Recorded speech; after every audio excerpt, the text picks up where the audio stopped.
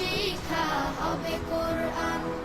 জাগতিক শিক্ষায় দীক্ষা নিলেও, জাগতিক শিক্ষায় দীক্ষা নিলেও এই বুকে থাকবে অটুট ঈমান।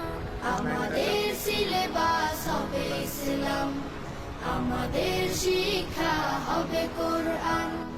আমাদের সিলেবাস হবে ইসলাম, আমাদের শিক্ষা হবে কোরআন।